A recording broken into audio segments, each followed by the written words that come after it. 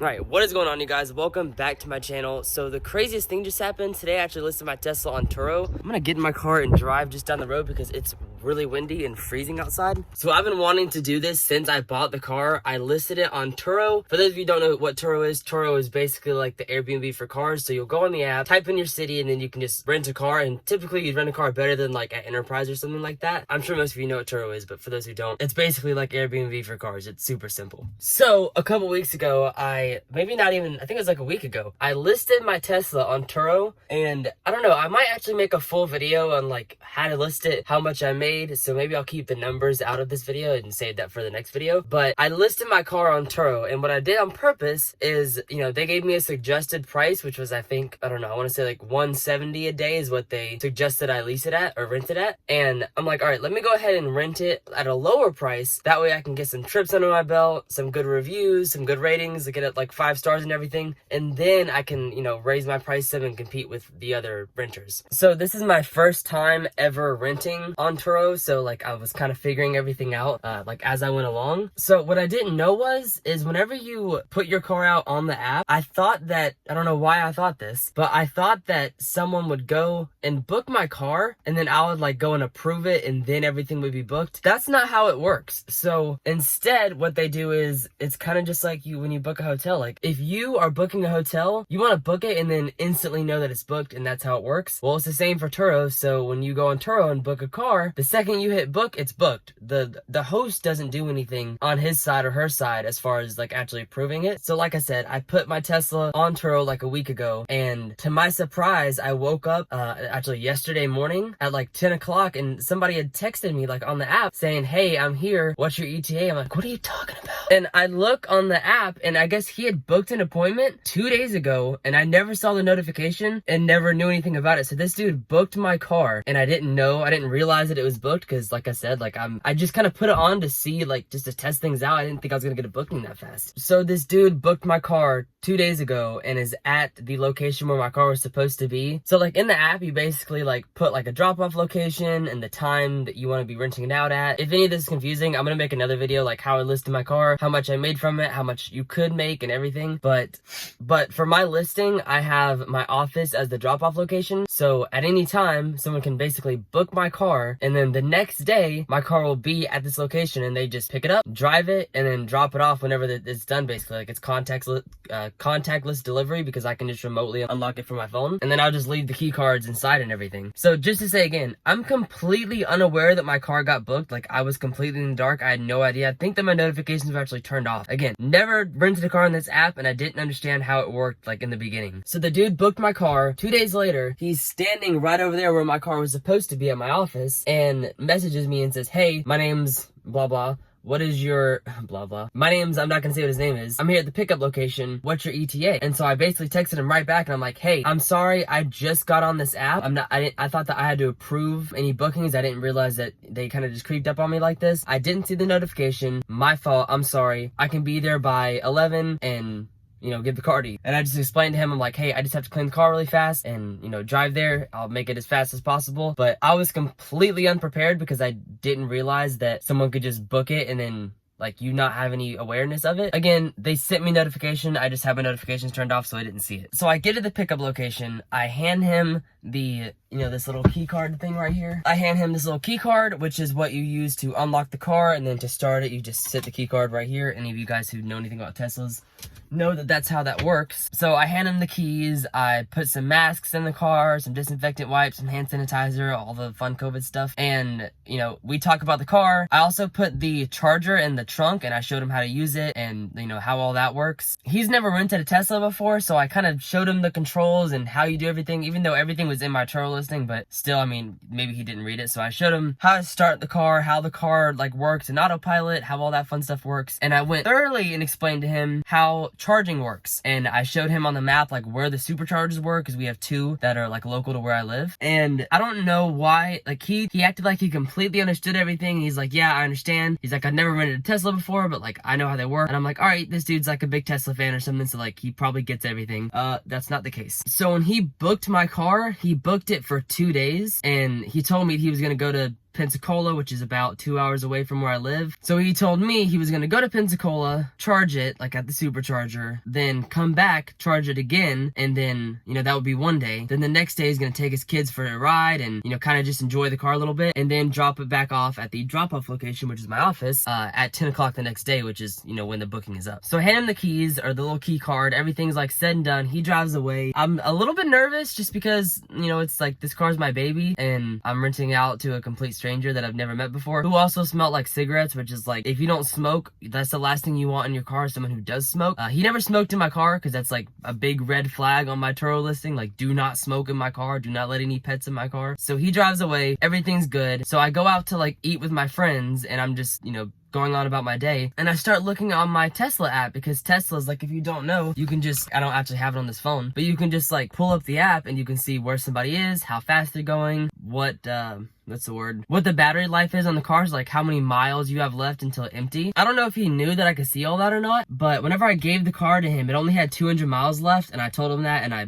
you know, put everything in the Turo listing that it didn't have a full charge, but I handed it to him and it only had 200 miles left. So I told him he was probably going to need to charge before he goes to Pensacola. So anyways, as I'm eating with my friends, I'm looking at the app and I'm like, hey, look, I handed this car to him and it had 200 miles left. It's only been like an hour and it has like 80 miles left. I'm like, what is he doing? And I looked at his speed and he's going 89 miles an hour. And I'm thinking, all right, maybe he's just like close to the supercharger and it's not a big deal. And I look and he's pretty close to a supercharger, so I wasn't too worried. I'm like, all right, no big deal. He will, you know, he'll just keep driving, charge it, and then we'll be good. So I kind of just forgot about it and brushed it off. And then I looked at it, I don't know, not that long later, probably 45 minutes later. And he was heading back to the city that I live in. And I think his charge is at like 30 miles left. And there was no supercharger within sight. Like there's no chance that this guy's going to make it to a supercharger. He's about, I don't know, I'm going to say 45 minutes away from the next supercharger, maybe even more. And he's going like 89 or 85 miles an hour. And the charge is only at 30 miles left. So I message him. I'm like, hey, just so you know, I got a notification saying that the battery was low. Make sure that you make time in your drive to stop at a supercharger and you don't run out of battery. And he texted me back and said, yeah, you're right. Hopefully I get to one, or I'm hoping I get to one or something. I'm like, all right, you're not going to get to one. Like, I don't even know what to do at this point. So before I did anything, I went ahead and called Turo and I'm like, hey, this is the situation. I rented out my Tesla. He's like, you know, 45 minutes away from the nearest charger and he only has 30 miles left. Like he's definitely going to run out of battery. So what's going to happen then? Like, do I call a tow truck and get a reimbursement for it? Do I call you guys? Does he do it? Like, what kind of works? And I don't remember if I recorded that conversation or not, but in this particular situation, since he is the driver, it's his responsibility. So what he would do is call Turo and then they would get him a tow truck, and all the costs associated with the tow truck would be on his bill and not mine. And if for some reason I didn't have my car in time, Turo was just going to reimburse me with a rental car to drive in the meantime until my Tesla came back. So I messaged the guy again. At this point, he's going, again, 87 miles an hour. I think he has 17 miles left to a charge and nothing in sight. So I texted him and said, hey, just so you know, if you run out of battery, you're gonna have to call and get it towed. So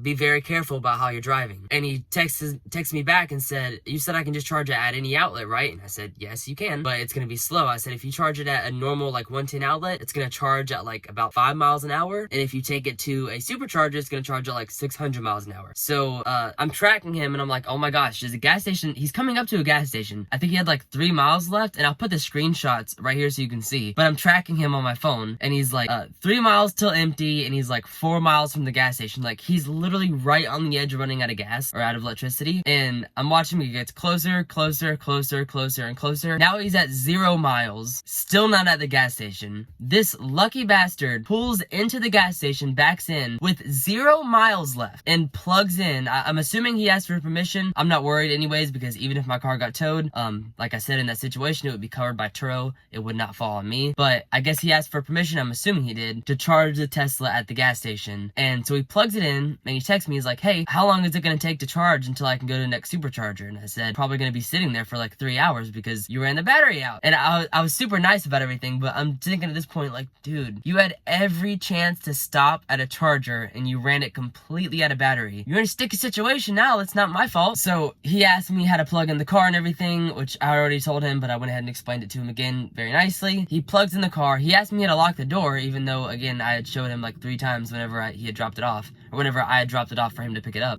So he locks the car, and I'm assuming he got a ride somewhere. I don't know for sure, but he locked the car and then didn't return to it for, I think, probably close to 3 hours. So I'm assuming he just got a ride somewhere and left for a little while and left the car at the gas station. Fast forward like 3 hours, he gets back to the car. At this point, it's at, I don't know, I'm gonna say 17 miles till empty, something like that. I'll put a screenshot right here if I took one. I don't remember if I did or not, but it's at like 17 miles, and he's about 17 miles from a supercharger. So he drives from the gas station to the supercharger. Once he gets there, again, he gets there at 0 miles left. Like I don't think that this dude realized, like, he was this close to having to pay like hundreds of dollars for a tow truck and wait hours and hours because he didn't charge it. Like, I almost wish that he would have, like, had to stop on the side of the road just because, well, for 2 reasons. One, I feel like he kind of deserved it. I know it's kind of a jerk thing to say, but he does. And 2, it probably would have made for a good YouTube video if I rented my car out and the car got towed. So unfortunately, well, maybe fortunately, that didn't happen. So he gets to the supercharger and charges it, and like no time, it's back up to like 260 miles, like probably 25-30 minutes. And he charges it, he goes home, sleeps, and then the next day, keep in mind, he rented it for 2 days. At this point, it's only been 1 day, and he's so fed up with the car. He's like, this is an awesome car, but like the charging sucks and blah blah blah, and it's a pain. And I'm like, that's because you didn't stop at a charger. But anyways,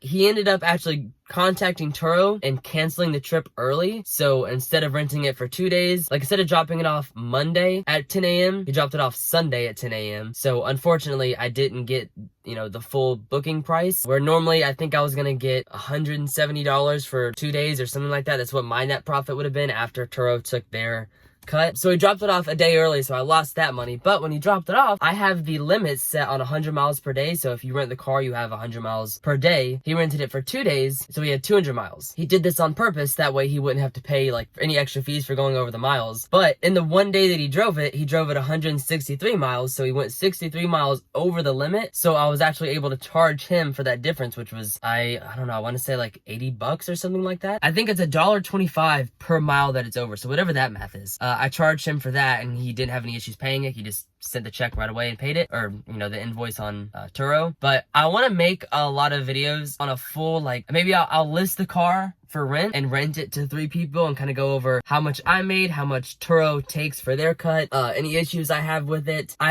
I definitely do plan on, you know, possibly leasing a couple of Teslas. By a couple, I mean like 10, and actually putting them on the app. So I've done a bunch of research on Turo, and basically a car like this one should net anywhere between $10,000-$15,000 a year. That's after insurance, that's after Turo fees, that's after the lease price, assuming that you lease the car. But there's a bunch of things that I still don't completely know. Like, for example, when you lease a Tesla, typically you can only get up to 15,000 miles per year. And if you're gonna put it on Turo, you really want to have it closer to like 18,000. I don't know if there's a way that you can actually lease a Tesla and get more miles and just pay a little bit more for that, or if you have to actually buy the car in order to get, you know, more miles. So yeah, there's a lot of things that I'm trying to figure out, and I'm not gonna make a video on something I don't completely understand. Like I said, this is my first time doing this, and I just like got caught with like the dumbest guy. I hope he doesn't watch this video, because then he's gonna think I'm an asshole. Nah, I don't really feel that bad.